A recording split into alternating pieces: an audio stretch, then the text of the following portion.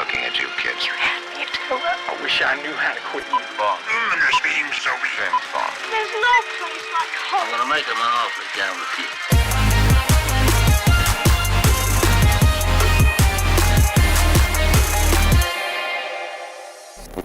West Side Story is beautifully and brilliantly photographed. It is also top-tier Spielberg. It is also phenomenal. So the question arises, do we have an Oscar contender on our hands?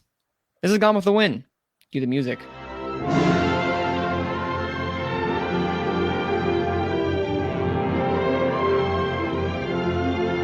Hey there, everybody. Welcome to Gone with the Wind, the 83rd episode. That's right, the 83rd episode of Gone with the Wind, the show about award shows where we talk about, you guessed it, award shows. I'm your host, Manning Franks, with a cavalcade of characters. Well, it's just two today. We have Dan. Hey, how's it going? Just been having a busy week with screeners and screenings and you name it, man. I've been watching movies and writing reviews like it's going out of style. You did absolutely have. You are a very busy man this week also as well. But we also have Malcolm. Welcome, Malcolm. Hello. Howdy and welcome to the show, Malcolm. I know you have also a hot take because you finally saw the French Dispatch. I'm ready. You have a lot to say from what you said. So I'm excited to hear about what you're going to say because I have no idea what your opinion is because it still hasn't come out here near my area. So I have not seen it yet. It just flew the coop. Everywhere else but here. Still waiting also for Come On. So chop. So come on. But we're gonna get a hot take on Manning. Gonna talk about Belfast. Oh yes, that too. See, I almost forgotten about it. That's my feeling. That's literally my feelings toward the movie. I almost forgot about it. Oops. Oh God. We won't get into details because I want to save that for it's going to be really interesting contender review we're going to be doing because I do have some hot takes regarding it. But no, the big news this week is in West Side Story, which screened for critics, Dan included last night. We're recording this on the 30th and the 29th. It screened for critics to rapturous reviews from what different places like Deadline and Variety have been telling and talking to us. It's just kind of a thrilling and exciting,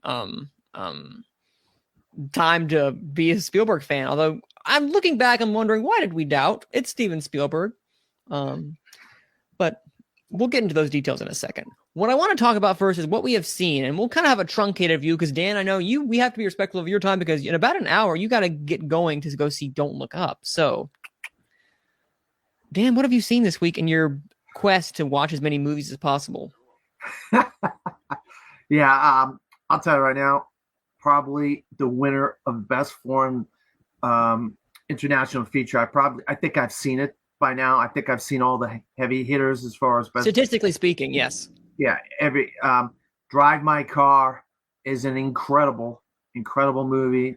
It's about a guy who's a production. He runs a play, and he's an actor at sometimes, and he tragedy happens in his life. He ends up moving to a different town, Hiroshima, and he starts up a new production, and he has to get a driver. And the production people say, because you live so far away, you got to get a driver. And he gets this driver, and she's kind of young, but she's a damn good driver, I might add. And he kind of develops some interesting relationships with her, the people who are in the play with him, or the production of. And it's just. I mean, it's a 3-hour-long movie, but most of it takes place in a Saab 9000 car, cherry red Saab 9000 car. But we start hearing a lot of the stuff that's going out. And I'll tell you what, wow, what an amazing movie. It's already won the Gotham Awards, Drive My Car. Yes. It's probably Japan's, I don't know for sure, but I think it's going to be Japan's submission. I think it already is. Yeah. So this has got a very, very, very good chance to win the Best International Feature. The other one I saw is A Hero, Asghar Farhadi's A Hero, which we already know this guy's already got 2 Oscars on his shelf because he's won for A Salesman and A Separation. And the thing about his stories, they're uniquely Iranian because he's an Iranian filmmaker.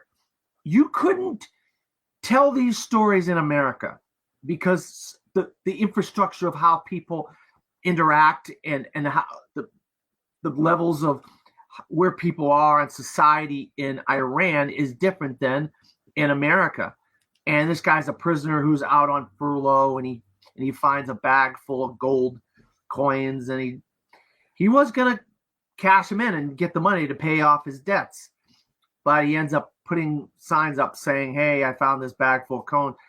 Come and get it if it's yours." And a woman comes and gets it. Then he gets labeled as a hero for, giving the money back. But then there's all these levels of, is he really a hero? Is he not a hero? Is he lying? Is he doing this for the publicity? What the deal is? Very, very good movie. I mean, this guy, Farhadi, is right in the mix once again for best foreign language film. I don't remember if I said anything, if I've said Flea, if I've talked about Flea yet, but Flea is another one that's in there. We talked about this on a previous episode where it's going to be nominated in Best Animated Feature, Best International Feature, Best Documentary, and Best Picture. And I'll tell you what, wow, Flea has got it all. I mean, it's very, very good. I mean, it's very, very good. I think the animation is a little downplayed because they wanted to focus more on the story and the documentary aspects and whatnot. So the animation isn't this it's not going to blow you away, the animation. So wait, what do you mean downplaying? It's not like Pixar animation. It's not like Encanto. It's not like Sing 2. It's not like Raya and the Last Dragon animation. It's like kind of the most mundane, boring animation you can think of, because they really want you to concentrate on the subtitles and the story the guy is telling in the movie, about his ordeal that he has to go through, him and his family have to go through. And it's in the title. They're fleeing a war-torn country to get somewhere else, but they end up in another bad country, and it's just this whole ordeal. Very, very good movie. Hand of God, Sorrentino's latest.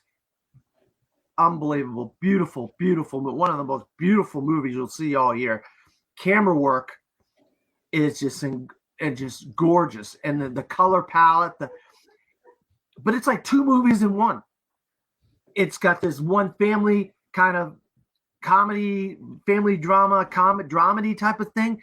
Then it's got a tragedy right in the middle of the movie, and then you have this coming of age story at the end, at the second half of the movie, and it's very, very good. I mean, I'll tell you what, and it's got, if you like soccer, it's got a major through line with a soccer player from Italy who's Argentinian soccer player at the time in the 1980s. And I can't think, for the life of me, I can't think of his name right now.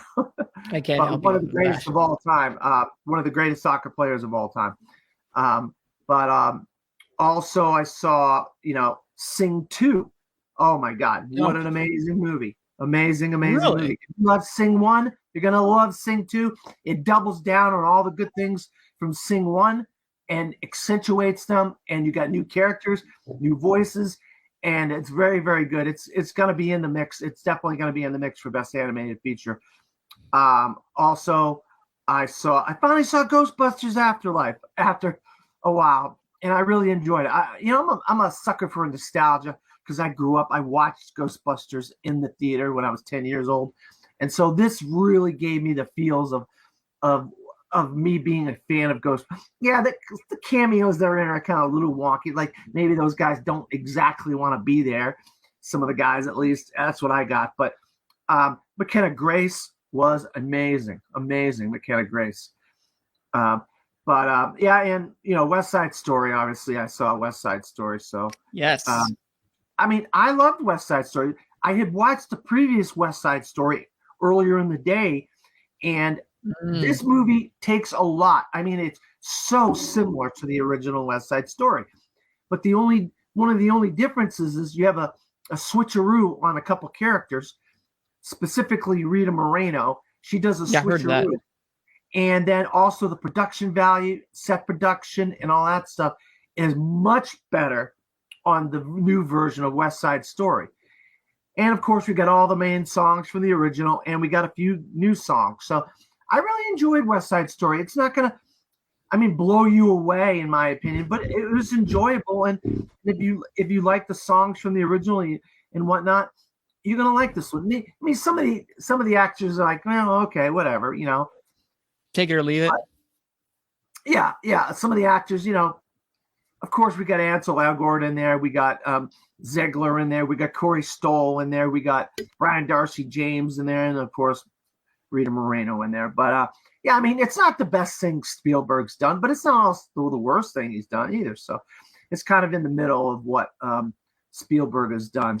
Interesting.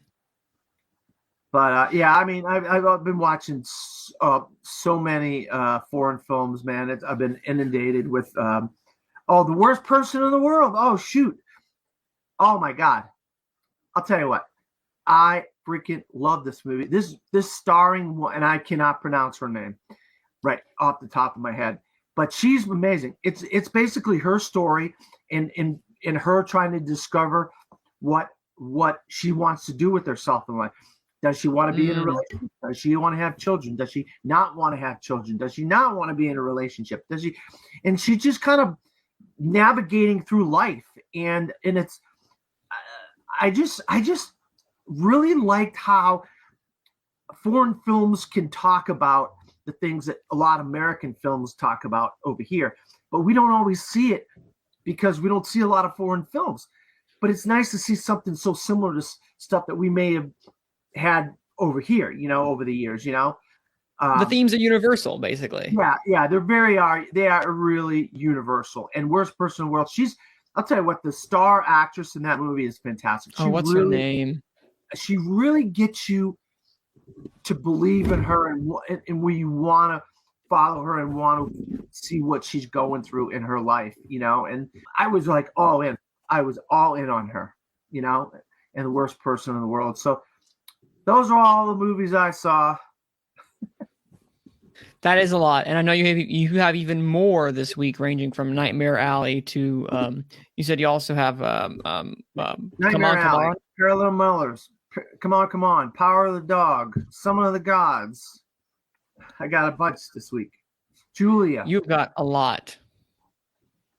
You got a bunch, sir. That is a lot. So, Malcolm, what have you watched? I haven't watched a lot of new stuff actually, but I've finally got a chance. I went to see French Dispatch on Monday, and you assumed I've got a hot take on this movie. I don't. I love this. I love this movie. This was amazing. And I think it will. I'm pretty confident I've got it in my 10 for best picture at the moment. So, but when it comes to the acting performances, I think with the way the acting performances are staggered throughout this movie, I don't think you'll get one of them nominated, just because it is more of an ensemble piece, and to pick a actor or actress out of this to nominate in those categories is going to be a hard task, just to decide who's lead and who's not. But I also finally saw The Beach with Leo. It's a good movie.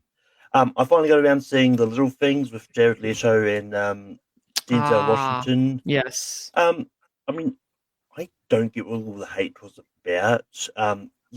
It was a decent movie. It's still not one of the. It's definitely not. I'm not saying it. I think Leto deserved to be nominated at the Oscars, but aside from that, it was a police procedural that was a little bit boring, but the performances kind of kept me captivated through it.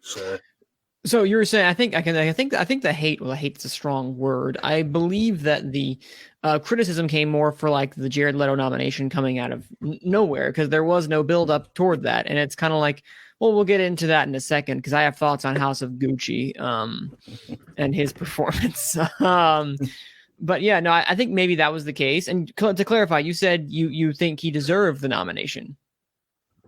Yeah, I thought it was good in the little things. So.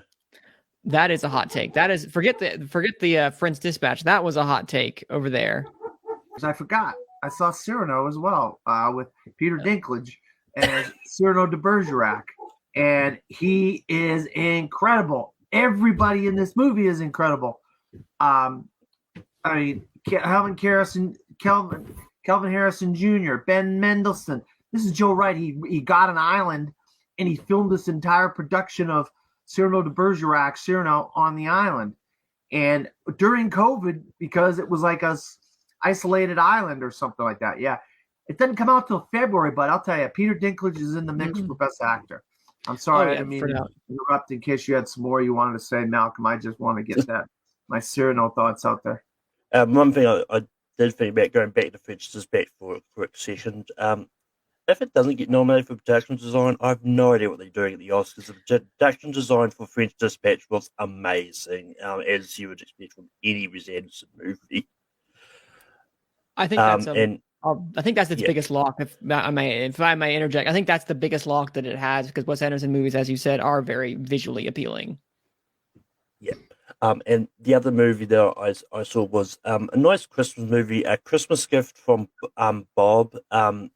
It's a sequel to the movie A Street Cat Named Bob. It's about this cat who comes into this life of this druggy busker guy and helps turn his life around, and he just never leaves this guy's side. It's based on a true story, and it's a British movie. So if you haven't seen it, go out and see both A Street Cat Named Bob and A Christmas Gift from Bob, because they're both really good movies that I don't think many people have actually seen.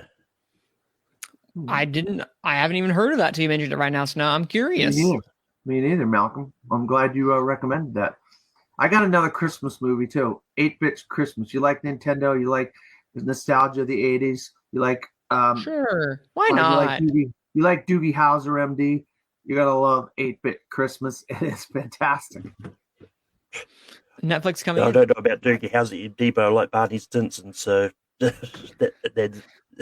well, I mean, Neil Patrick Harris is the father in it, and it's a framing sequence. He's in the framing sequence, and he tells the story of his childhood, of trying to go looking and trying to get a Nintendo gaming system as a kid. That's fun. I mean, I loved it. I freaking loved it. I ate this movie up. So now I bring up the topic of what I've basically seen this past week. These past few weeks, I was able to it finally came to my theater. Belfast finally arrived at my theater, and I have a hot take in regards to Belfast. It's fine. It's just fine. I don't hate it. I don't love it. It's I walked out being like, wow, what a pleasant film, and forgot about it promptly the day afterwards. I guess I was more disappointed the fact that it didn't wow me. Whether the I don't know, the monster of expectation came and just devoured me, or what is that? Fear is the mind killer, but I guess hype is the mind killer in this instance. Because I don't know, the fact that it is leading almost everywhere when it comes to Best Picture.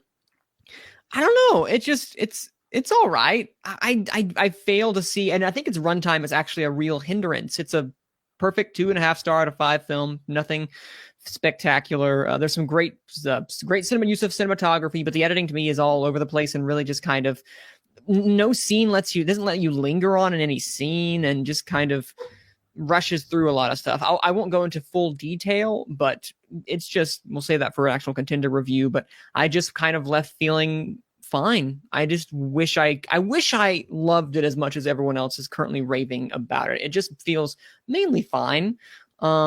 Interesting directorial choices, and not really I never really connected to any of the characters. While I thought they were pleasant and they were well acted by all the supporting cast, great supporting cast, great lead actor, little boy, Jude Hill. Yeah, it's just not something that I didn't gravitate towards. So I'm really curious to see, because I know, Dan, you loved it. Malcolm, you haven't seen it yet, right? No, it doesn't come out till January. Oh, of course. But Dan, you loved it, right? Yeah, I loved it, but I have problems with it like you do. I mean, This okay. I don't remember if anybody remembers this movie called 71. It came out, I don't know, 10 years ago or something like that. Yes. And 71 alludes to the same war that takes place in Belfast, the war between Northern Ireland and the Protestants, and then the Catholics. Isn't it called the Troubles? Correct me if I'm wrong. Is that what it was called? The war is called the Troubles? I think so. I'm not positive. But 71, it was a gritty, darker, more violent film, whereas Belfast, maybe it was the beginning of this war, and I really thought the black and white didn't do it justice. Where you say, oh God, that's blasphemy. How do black and white always makes the film better? Well, I think in this case, it may not have made this film better. I don't know. I just feel like you needed the color, you needed the grit, you needed the dirt, you needed the violence maybe to make it accentuate a little bit more. Yeah, it's a beautiful little story of a father, a mother, and a son, and then the grandparents, and and they're trying to not get taken over by the Catholics and whatever. But it could have been, I think, better if it didn't have color. If it did have color. Well, this is the thing. You're right. It's an incredibly nice story, but I feel like that and maybe this is a directorial choice of seeing everything through the eyes of the child. That the child can't remember everything. Things are very much black and white as a kid. But at the same time, it just kind of felt from a narrative standpoint, as in comparison to Passing, which I feel like there's symbolic meaning to it being black and white. This being black and white was just kind of to show, oh, we are back in time. And I don't know. It just did not emotionally click, but we'll save it from there because I want to go into depth. I don't get why it's in the Best Picture front runner, but I get it. I know it's going to get nominated. It might win, but I just wish I liked it more than I did. But a movie that I did love, well, maybe not love, but I was massively entertained by, House of Gucci. House of Gucci is incredibly entertaining. Holy cow, guys. It is fantastic. When it comes to entertainment value, is it a good movie? No, I don't think really it's that great of a film. There are a lot of really weird tonal shifts and directorial choices that I just kind of understand. Like, did you guys cut something out, or why didn't you guys cut this out? Because it is way too long. Like, I kept thinking, look at my watch and being like, you could have cut at least 30 minutes from this. What do you cut? I don't know. I'm not the editor, but I felt the length after a certain amount of time. That 2 hours and 40 minutes did not work. But that said, Lady Gaga is fantastic. If she gets a nomination, I'll be very, very happy because and Adam Driver too. I loved Adam Driver in this as well too. They played off each other very well. Either of them get a nomination, I'll be great. Adam Driver, I feel like, is not showy enough, and unless they love Gucci, he probably won't get in. But Lady Gaga is something that I can absolutely see happening. I'll be happy about that because I think she's better in this than A Star Is Born. Not that I didn't love A Star Is Born. I know, hot take, but I think she had more to do in this. And she, for lack of a better term, she understood the assignment, as they say. She understood the assignment directly and played that balance between camp as well as the serious moments of vulnerability. She played those both perfectly and walked that tightrope very well. On the other hand, Jared Leto did not understand the assignment. And as I say in one of my reviews for WFMY, he feel like he was given a different script. He was given a different script. Was he fun to watch? Did I laugh at him? Yes, I did. I quote, "It's shake" so many times because it is so fun, but it doesn't work because it feels like he's in a different film. The makeup's great. Oscar nomination for makeup and hairstyling. Totally understand that. I forgot it was Jared Leto, but at the same time, I remembered it was Jared Leto because he kept sticking out like a sore thumb in the film. But he was the epitome of the problems this film faced, which is the weird, inconsistent tone and just kind of muddied story that kind of meandered for too long. But there was a great story somewhere in there. They just needed to cut something out and find the tone that they wanted. Go for full camp or find that balance because they were fighting against each other. Malcolm, Manning. Yes, interject, please. I want to ask you what you think of this assessment. Yes. I think that the House of Gucci is like a comedic version of The Godfather. And Jared Leto is playing a comedic version of Fredo, which is a complete bumbling idiot. And then Adam Driver is Michael Corleone. And, and we look at Al Pacino as the Godfather, and you're looking at, these type of archetypes, but it can't be comedic version of the Godfather. I mean, and if you look at it on that level, that's when it's passable and it's entertaining. And I know you said it, you thought it was entertaining, but there was problems. Where the Godfather, you could watch that thing for 6 hours. This movie, like the 2 hour, 40-minute mark, you're like, when the hell is this thing going to end? Yes, they did wrap it. I mean, 6 hours also a little generous to watch any film just for a little bit of time. I will say that. But your point aside, that could have worked, but I don't think they committed to that yet. There is still too many twists and turns and dramatic instances they tried to ingest in there, and they were not committed to any singular tone. I would have loved it if they went a little more camp, if Jared Leto brought himself down a little more and everyone kind of ramped themselves up a little slightly and met somewhere in the middle on the level that Gaga was. As I said, Gaga, I knew because she had just that slight bit of camp thrown into herself of like, I'm here teaching my daughter how to, to not to touch what's hers or something along those lines. There's some great moments in the script. It's just, but it's just a mess. Irons and Pacino, Driver, Gaga. It's like they're all in different movies.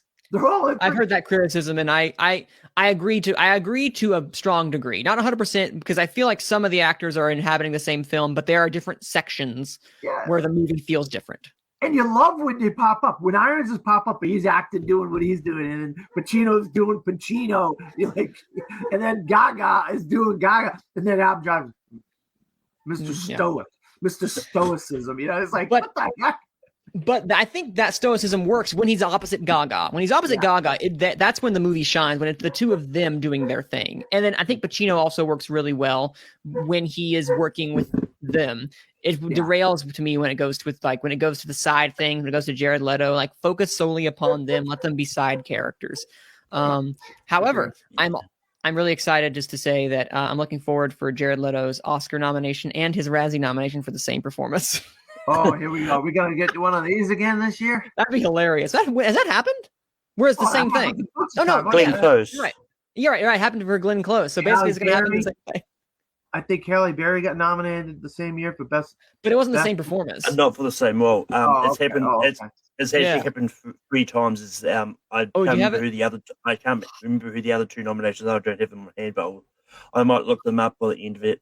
But what I was going to say is the box office performance showed that more of us millennials went to see them, got off our phones to go see the movie than last year. That's for sure. Yeah, well, that's the thing. I know that's the big controversy, Malcolm, where Ridley Scott's that The Last Duel failed because the millennials didn't go see the movie, and I think millennials will go see anything if it's good and if it's something they're interested in. And I think there's a controversy with The Last Duel because I think it's because Jodie Comer. I think Jodie Comer and the whole story of what she was trying to do, accuse a man of sexual assault.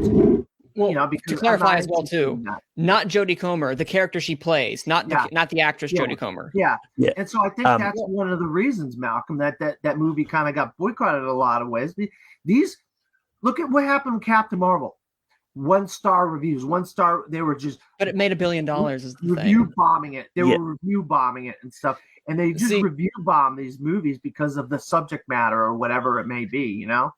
See, all respect to Ridley Scott, I don't agree with anything that he said. I do not agree. It was like, because of the content. No, sorry, sir. It's not millennials on their phones. It's not that. I love you and I love what you've done for the medium, but he is a crotchety old man and he's just kind of venting. I do not agree with his assessment because I see it as Disney did not market this well. There were literally some people that were like, wait a minute, what is this film? What is this movie? And it was just not marketed to an audience where it's a wide audience. The adult dramas are dying. That's basically where we're at. It's for $100 million, you are not going to get your money back. in this day and age specifically. Maybe next year, maybe the year before that. But Ridley Scott, this is not the time to make $100 million adult drama budgets because you're not going to recoup your money. I'm sorry. And and you're right. I don't think it was an appealing subject matter as well, too, Dan. Regardless of, I don't think there was enough people boycotting, but I think the subject matter was not appealing to an audience like right now. Like, oh, we don't want to see that right now. That's not something we want to view. They'd rather go see A House of Gucci, which is kind of had a little more quote unquote flavor, even though I like The Last Duel more. I think that The House of Gucci had more flavor and was marketed to a wider audience. But sorry, go ahead, Malcolm. You were going to say something. Yeah, I mean, I think if The Last Duel was marketed better, I think it could have made a little bit more. I don't think it's going to make recoup the $100 million. No, but I think it could have made more if it was, because I mean, like, it came and went over here. Like, I didn't realize it'd come out until I asked someone, "Oh, when's the last straw coming out?" I was like, "Oh yeah, it's been and gone." It's like, well, I think that $100 million budget was the pay of these guys: Adam Driver, Ben Affleck, Matt Damon, Jodie Comer, Ridley Scott too. Ridley Scott. These guys are getting paid. So think about the budget if these guys don't get paid. And it's also not cheap to do a medieval set movie. That the setting in and of itself is very expensive. It's probably going to be a lot more expensive than let's throw on some slacks and a button up, and then there you go. There's our movie. No, you have to get the costumes, you gotta get the horses. How about that production value? Tell me that. Great production value. I'd love it to get nominated. I don't know if it's going to get nominated, but I'd love for it to. Oh yeah, it's coming at some of the best production value of any movie all year. Just like, I mean, right with you, Malcolm, with French Dispatch, it's definitely two of the best of the year. But anyway, I saw that was House of Gucci. Another one that I saw real fast, I saw King Richard, and I'll say that for a contender review. But yeah, Will Smith's got this in the bag. I don't see anyone else taking this. This is his career best in my mind that he's done, because this is one of the performances. This is the year of I forgot I was watching this person.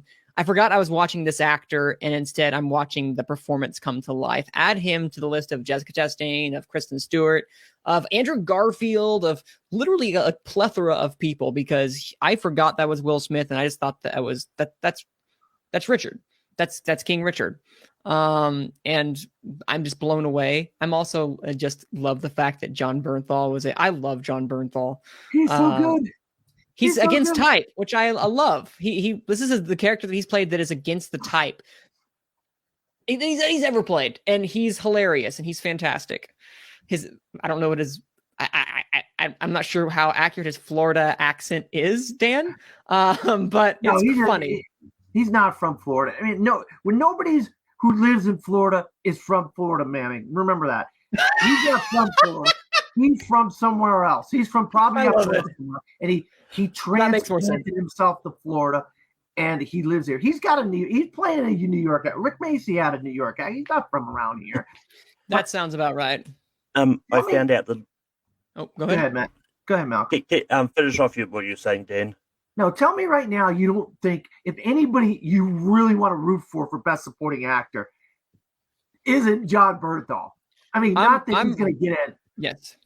I want to get him in there so bad. Richard Jenkins we cross my finger. Richard Jenkins might have this year after watching The Humans, but I would love to see John Bernthal slip in there. Two things. One, I expect him to. I have him in my top 5, John Bernthal, right now. I'm excited. I'm hoping. And 2, they need to market The Humans a lot more, because people are going to forget about that movie. Just saying Showtime or whoever owns that film, A24, get it out there for people, okay? Like, you can't just put it on your show. You can't just put it on Showtime and forget about it. Market it. Show screeners. Okay, go ahead, Malcolm. Sorry. I found out the last 2 people who the other 2 people who got the Razzie and Oscar for the same role. It was James Coco for Only When I Laugh and Amy Irving for Yentl. Oh, yes. That's the one. Lovely. Interesting. Well, those are the 3 big movies that I saw. I've not seen Encanto yet, nor have I seen The Humans. Those are going to happen later today or tomorrow, so I'm excited for that. Woo. Yeah, The Humans, very good movie. Very moody, atmospheric, just very interesting. Yeah. Man. I mean, the movements. Oh, you gotta just love the movements of the characters. Oh, I'm excited. Richard Jenkins, come on, man. This has got to be his year. It's got to be his year. We got to give Richard Jenkins an Oscar this year. Not taking anything away from John Bernthal. The nomination is the win for John Bernthal. Agreed. John Bernthal is not winning an Oscar, but he's the type of character actor that I'm just happy that gets a nomination. It's like, hey, good on you, man. But no, Will Smith, he's got it. Really great story, really fantastic, really like one of the best sports dramas that I've seen in a while. Oh my because God. it doesn't focus. It's about a family. It's about a man, but it's also about him and his family. So it feels personal, but it also feels familial, like a family. Man, you could do Bleacher Features on King Richard next year. You want. This is a sports drama. This is a sports drama I would totally be down for to talk about because this is really good. But John, Anjanae Lewis could get Anjanae Ellis for best supporting too. She could slip in there. She's great. You know, King Richard's going to do good if all these people start slipping into like Anjanae Ellis. John Bernthal slipped in. You're like, oh, okay, here we go with King Richard. I'm telling you right now, it's one of the best of the year, man. I mean, it's literally. Remember, we're thinking 8, 9, 10, maybe in the best picture race. Now you're talking 2, 3, 4, 1, maybe for the best picture race for King Richard, right? Am I not right? Yes. I think he's my number. I have it at 4 right now for I think that has a very, very strong possibility. Oh, you have it at 2, sir. Yeah. Oh, wow. You got it at 2. One thing that I want to say too, you mentioned John Bernthal being possibly nominated too. We have Jared Leto also be there. I want to have a bigger discussion about best supporting actor because best supporting actor, not right now, of course, but later because it is still incredibly wide open. Like there is like almost no one that's solidified. The only person I think that's won the award so far last night, the Gothams were a thing. Troy Kotsur for Coda won, which is a really cool. Yeah, he won the Gotham Award, which is a really great. So we got to be careful with that. We have the Gotham. They can be a contrarian sometimes, but it is a good precursor though. Gothams are one of the better of all the like New York Guild, LA Guild. Gothams are a little bit. You can kind of follow the Gothams a little bit better. And I think the Gothams see. That regardless of, like the idea of like, all right, I know only a small amount of people vote on this, but that helps build the narrative if he should win this because it looks good in front of his name. Gotham nominee or award nominee, Troy Kotsur. So at the end of the day, perhaps we have Troy Kotsur at the expense probably of Jason Isaacs, which makes me sad to know that Mass probably, besides maybe Endowed, might be. Mass. I got my screener for Mass already. I already saw Mass, but I got my screener. So good. Yeah, I mean, I might watch Mass again just before I have to vote. Watch Jockey again before I have to vote. I already watched Passing again, so I might try to watch these Sundance films again just to refresh them in my memory, Mm-hmm. But yeah, it's good to see that people of Gotham City have time to see movies really not being terrorized by villains. Malcolm, that was fantastic. We love you, Malcolm. We love you, Malcolm. On that note, that's an old man joke. I love it. It's one of those dad jokes. I am an old man. Well, Mr. Old Man, West Side Story came out and it was met with rapturous applause. It was met with rapturous. Thank you. With rapturous raving reviews. Like I know, Dan, you were not cold, but not hot. You were warm on it, but. There were some negatives and determinants from people that I've seen, but most of all, the critics that I've seen, ranging from Variety, from Deadline, from IndieWire, I've seen a variety of people have given it monumental amount of praise. And I know for a while he couldn't be here today, but because he's at work. But Abe told me a while ago is why we don't need to bet out Steven Spielberg because Steven Spielberg is a director who. Almost all of his films have gotten a Best Picture nomination, even if they're mediocre. At least in this past few years, since War Horse, unless you count the BFG, or unless you count some of his other ones like Ventures of Tintin. Spies. Bridge of Spies got nominated for Best Picture. Did it really? It did. What's the sci-fi movie based on the book? War of the Worlds. Well, unless it's a War of the Worlds that we're talking about, right? No. It's just come out a couple years ago, based on the best-selling book. With all the Ready Player One. That's what I mean. Like, unless like a Ready Player One or Adventures of Tintin or something along those lines, most of the stuff gets in. Think of All of the Post, which made it in last minute and got the NBR, got the National Board of Review like the 2 days after it premiered because they loved it so, and it propelled itself to 2 Oscar nominations for actress and picture. It has gotten an incredible reception. Dan, tell me, West Side Story has gotten, while I know you're not as high upon it, some other people, some people are calling it, and I quote, top tier Spielberg. I know you don't agree, but what does this mean? The fact that all these people are like, on this first viewing, it could cool over time, but what is your thoughts? What are your thoughts? It kind of got the Marvel treatment where everybody's coming on and they're blown away by it. But as time goes by, I would say keep an eye out for Metacritic and Rotten Tomatoes and look for the audience rating and look at that. That's going to be very key here with West Side Story. Look at the audience rating. Because I don't think it's going to be as good as this initial reaction from the critics. Because I think that once more movies come out, people are going to start tampering their expectations as far as what this movie could achieve. And I don't think if this movie gets in the 10, I'll be shocked because I just don't think it's one of the 10 films of the year. It's a good movie and it's a very enjoyable movie. But it's based off of a movie that came out in 1961, and it feels like a movie that came out in 1961, and it doesn't feel like anything new. It doesn't feel like anything groundbreaking. And I mean, Rachel Zegler's fine, Ansel Elgort's fine, Rita Moreno's fine, Corey Stoll's fine. Everybody's fine. The music is fine. A couple new songs. They do the old songs, America, Tonight, Maria, all this stuff, but it just isn't going to blow you away. And I think it's going to come out in a wash that this isn't top tier Spielberg. And when it comes down to it, it's not top tier Spielberg. And I think this is an initial reaction like a Marvel movie where they're all, oh my God, this is the greatest thing since sliced bread coming out of the screenings. And then as time goes by, we find out, oh, that's just people being nice to Steven Spielberg because it's Steven Spielberg.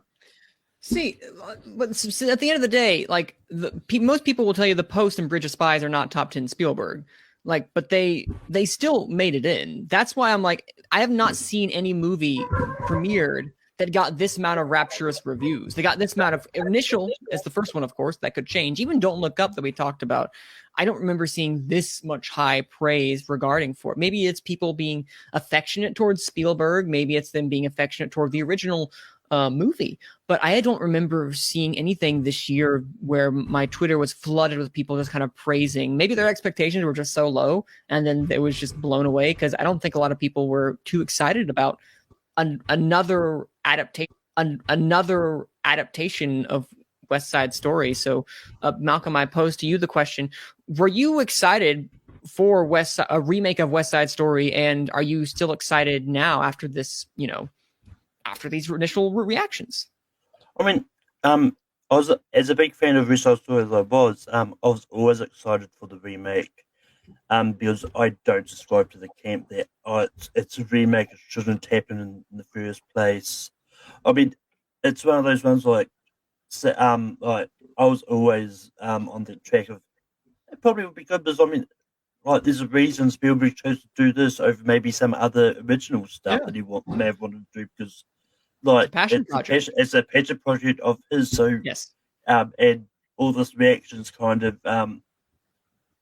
I never had any worries about this because it's one of those ones that and quite often when it's a passion project, you know that they're going to put their heart and soul into this movie, and all the reactions kind of confirms that, so to speak.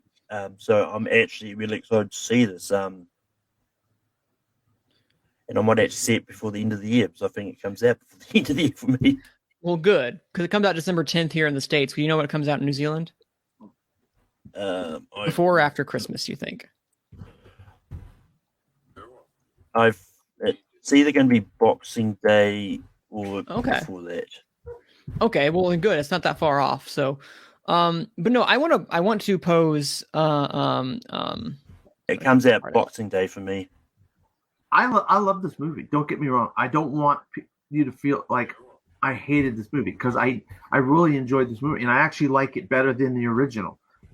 But I mean, oh wow, yeah, because of the set production and the production value, and it looked like, you know, the dance choreography was really good, and how they moved, and how they kind of moved so effortlessly, you know, and that kind of stuff. And the songs were really good. They have some new original songs and stuff.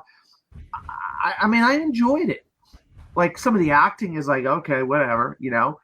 Some of the characters, I thought the characters were a little bit more memorable in the first one, you know, the 61 version. But I mean, I just have seen so many movies. Like I said, I saw all these foreign films this week. I could name 6 foreign films maybe, that are better than West Side Story right now. That are, I mean, literally better than West Side Story.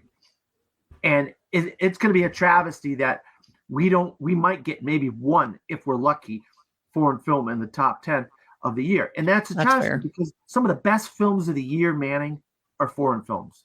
I mean, I agree. I mean, Worst Person in the World, Flea, Hand of God, A Hero, Drive My Car. Those 5 films right there are light years better than West Side Story. What I've been seeing is the reaction is it's kind of like all over the place. Some people are saying that Rachel Zegler, Rachel Zegler is fantastic. Ariana DeBose is fantastic. Rita Moreno is fantastic. Mike Fiest, I'm not sure. Mike Fiest is fantastic. Or David Alvarez. So most people are finding someone and they're gravitating toward Rita Moreno. I saw one tweet saying from a critic saying that she could be the first person nominated since Katharine Hepburn, I believe, that could be nominated for a performance. And I think it would be from her last one, which was West Side Story. 60 years. Last one was Katharine Hepburn for 41 from her last Oscar nomination to her final one. So that's a great statistic that would have been able to be broken if that is the case. But I definitely think that just the reception, if it was a little more tepid upon its initial reaction, I might agree, but I just haven't seen anything this rapturous to not, like, I just feel very confident in wanting to put this in the tin, mainly because unless of course you're right, Dan, you could be completely right, where people are reacting because they feel so strongly about it initially, and then over the next week or so, when we get Nightmare Alley, when things start to die down, it'll be like, oh, it was really good, it was entertaining, it was fun.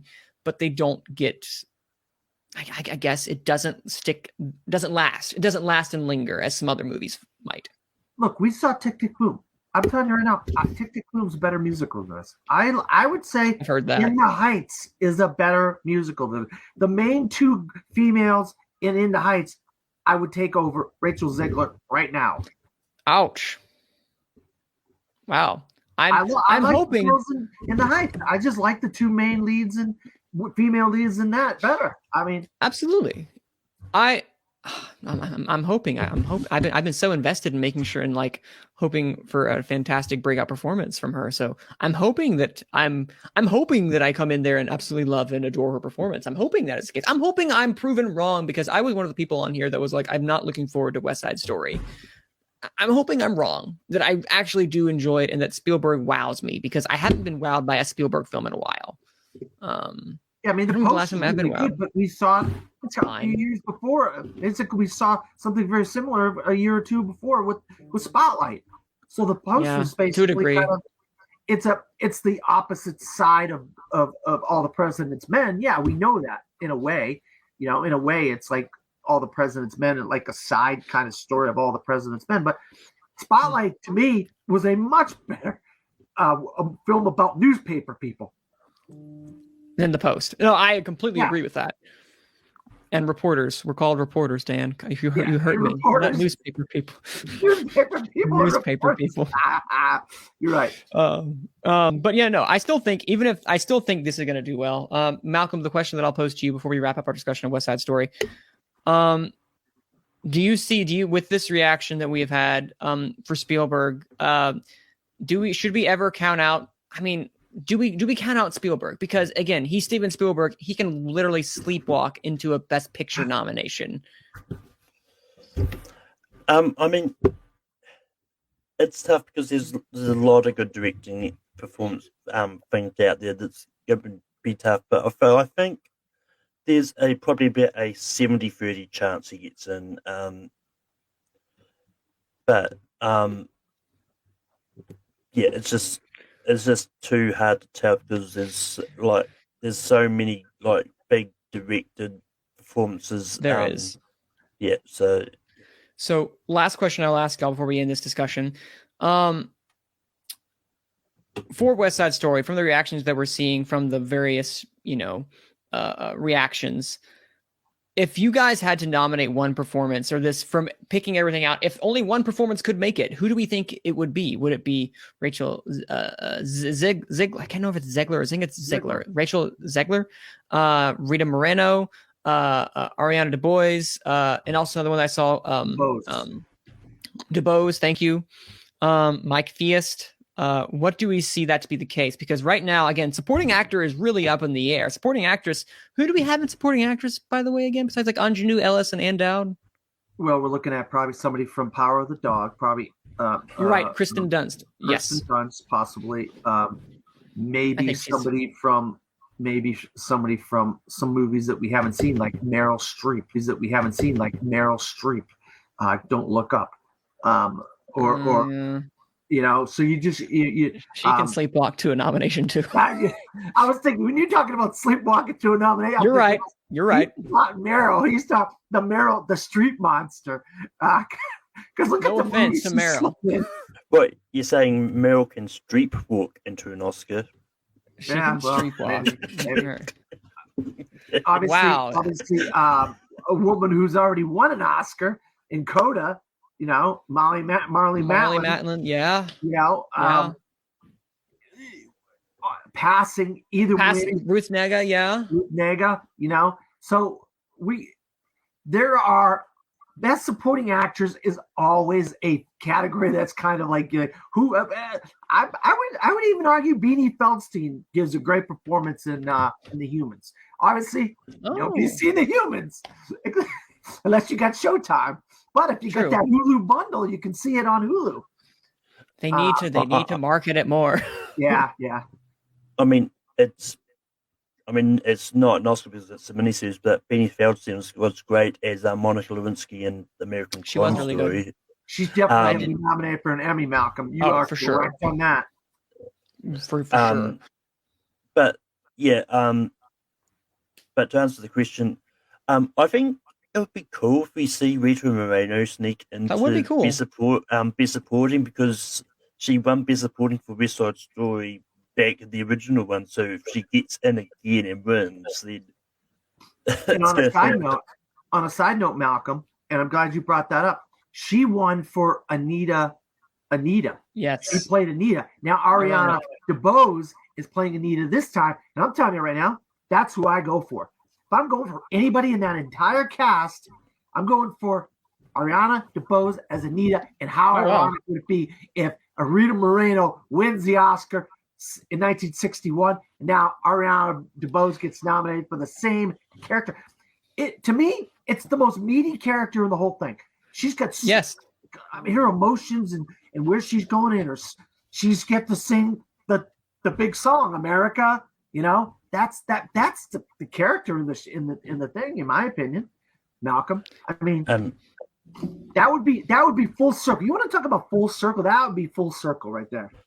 Yeah, I mean, one person I really do want to see sneak into Best Supporting, and sadly, I do not think it's going to happen now because In the Heights was so early. As the grandmother from In the Heights. Oh, she's phenomenal. What was her name? And they have this love thing with grandmothers lately too. What's her name? Olga something. That sounds about right. I want to know this because she is fantastic and she deserves the recognition. It is Meredith. Yes, thank you. She was my favorite performance in that movie. She was very good. Her number's fantastic. But yeah, no, that's West Side Story has come to play, and ladies and gentlemen, look out for that. So then I beg the question: the last time Spielberg released a film right before NBR, National Board of Review. By the time this comes up, National Board of Review is December 2nd.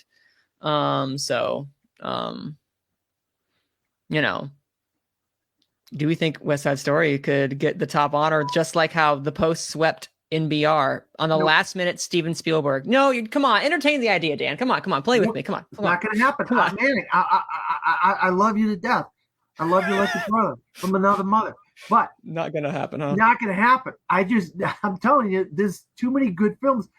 I would be shocked if a foreign film or something other than West Side Story won for National Border. It's just not the best movie of the year, and it's not even the best indie movie or studio movie. There's better studio movies. There's better musicals. There's so many things that are better than West Side Story. Well, again, there were better things in Bohemian Rhapsody winning Best Editing, but that won Best Editing of the year. So that's the thing I'm asking. Like, the Post was nominated. I think The Post is fine. It's fine. It's a fine film, but that one NBR, one director, that one, it's a lesser spotlight. No offense to Spielberg or those involved in The Post whatsoever.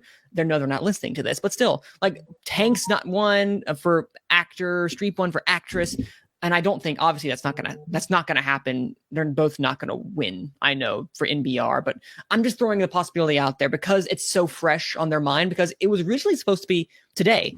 This was supposed to be, they were recording this, we were supposed to have a reaction to the NBR, but they pushed it back to December 2nd, I believe, which is a Thursday. So I don't know. I'm just throwing out that possibility. Are they waiting to see West Side Story?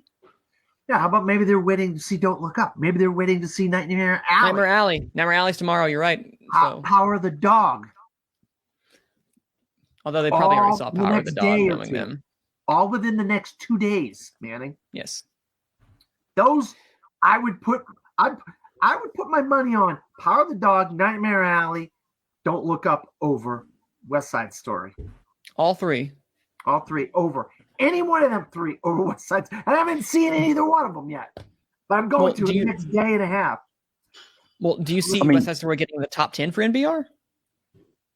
I mean, if you got 10 movies, you could put literally anything could slip in there. You know, talking about 9, 10. I mean, talking about NBR.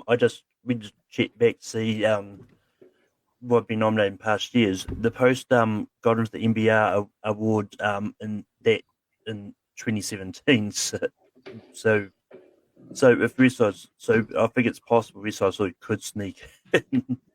No, I mean, I just said that 8, 9, 10, somewhere in there. But I mean, it just isn't, in my opinion, one of the best movies of the year.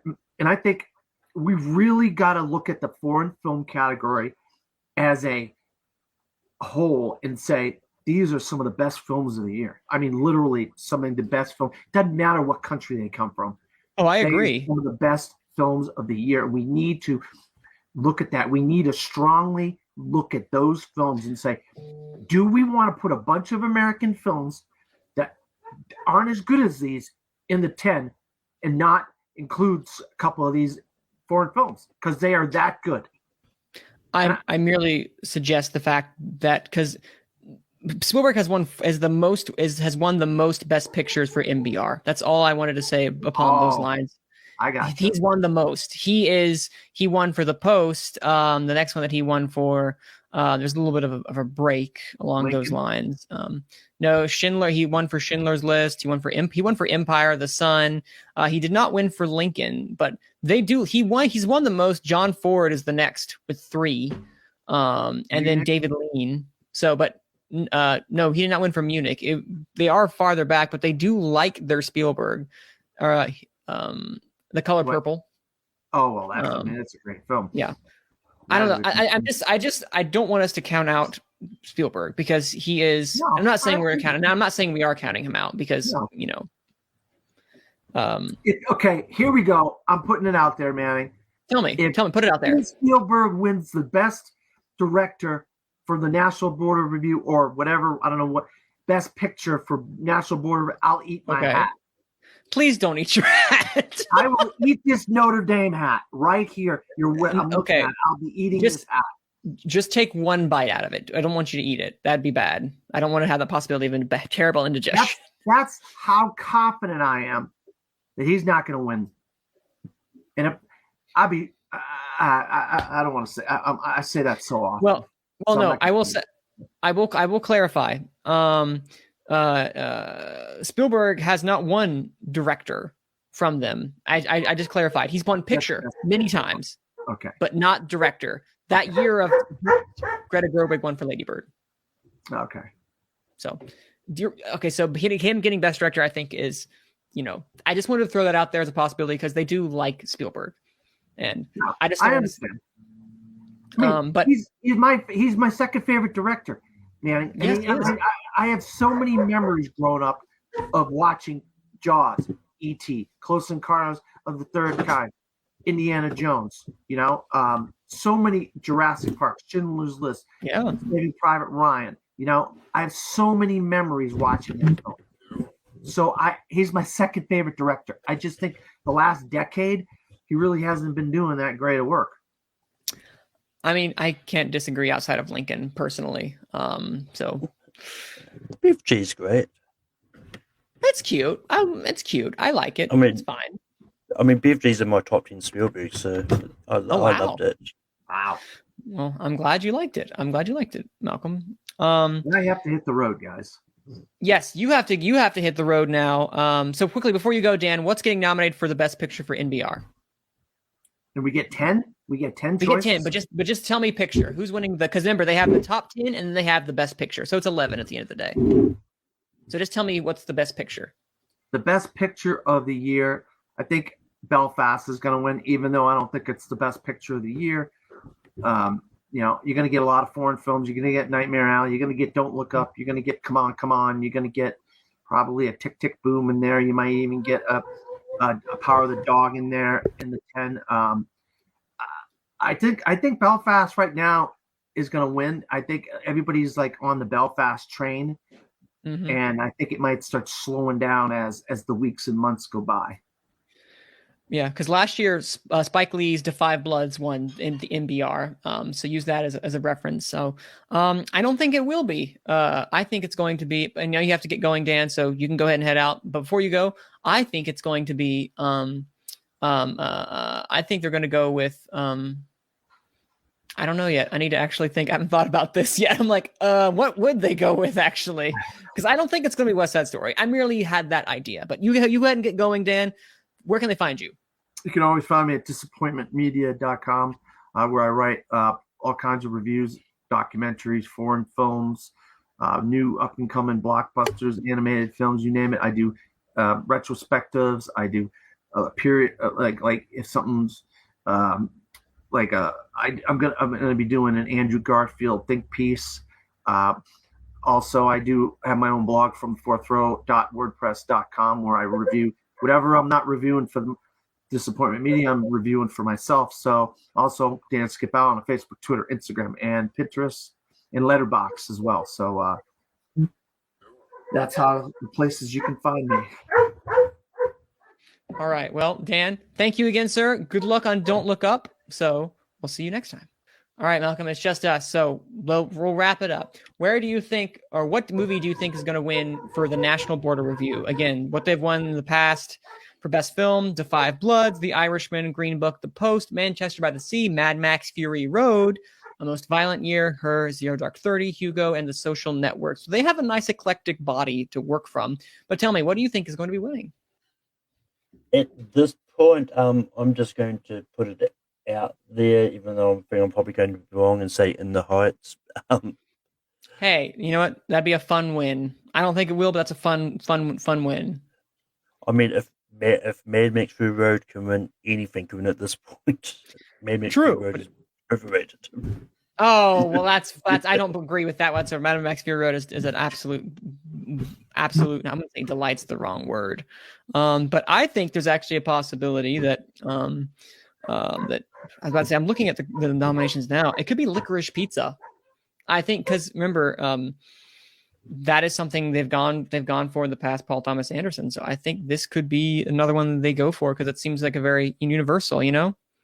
But yeah, that's just something that I think could transpire as they go with Licorice Pizza, considering the groundswell that is happening with that film. So I'm going to say Licorice Pizza is what I'm going to go to. Is your final answer In the Heights? Now, I think In the Heights could make the top 10. I could see them doing something like that. Yeah, I mean, like it's possible I was going back the past like the top tens just before, like in 2018, I want to say Mary Poppins Returns snuck in. Oh, did it? Oh, yeah, the Mary Poppins Returns was in the top 10 the year it came out. Really? But yeah, I'm going to stick with In the Heights. I mean, I don't. It's one of those ones like I'm not too sure if it's going to win, but I think it might sneak in there. Hey, there's always those few movies that make it in that don't obviously make it into Best Picture at the end of the day. Like last year, First Cow, Midnight Sky, neither of those made it. Soul. I mean, Spike Lee got Best Director for 45 Bloods, but I don't think he was nominated at the Oscars. No, he was not. He was not nominated, nor was Da 5 Bloods. In fact, Da 5 Bloods only got it only got music, didn't it? Original score. Was Chadwick nominated for supporting? No, he was not. He was not. He was nominated for SAG for supporting, but not the Oscars. He lost. Remember that entire fiasco? Yeah. Hard to forget it. But yeah, so for MBR, I'm going to say it's going to be Licorice Pizza. You say In the Heights. I love the boldness in that prediction, sir. And we're going to see how that shapes up, because again, comes out. Well, I'm going to try to get this up today. So before the time this comes out Thursday, you guys know what we have said to be the one to win for MBR, because that's it sets the tone for going forward. But Malcolm, where can the people find you as we wrap up? You can find me on Tape Free Productions hosting Rankin every Saturday night. This week's topic is top 12 Leonardo DiCaprio movies. Usually I do late nights on Sundays, but I don't know if I'll do another one before the end of the year. I'll see how I feel. But you can also find me over on Full Metal hosting Full Metal Random and Full Metal Classic. Both of which are pretty much on hiatus. There'll probably be a couple random Full Metal Random matches throughout the year, throughout December, but yeah. All right. And you can find me now here hosting Gone with the Wind. That is, of course, what you're listening to right now. But you can find Gone with the Wind on Apple Podcasts, on Spotify, on various other places like Anchor, wherever you basically get your podcast. You can find us there, as well as you can find me reviewing different movies on WFMY News 2 in Greensboro, our YouTube channel, or our website as well. Or catch me on the 4 to 5, where actually they will premiere usually every Friday. Not this past one because, Thanksgiving. But again, you can find me on Twitter at Cine_man. That's CINE_MANN. And I'm not going to drag this into the ground, but I was nominated for an Emmy, News Emmy.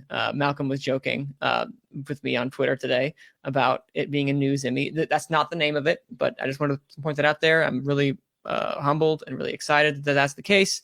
But yeah, thank you guys for kind of sticking along with this for Gone with the Wind, and I'm looking forward to continuing reviewing more and talking about movies with y'all in the future. Contender review, we have another one lined up this week for King Richard with a couple of guests, so I'm excited to see how that shapes up. Thank you guys, and have a great rest of the week. Ciao.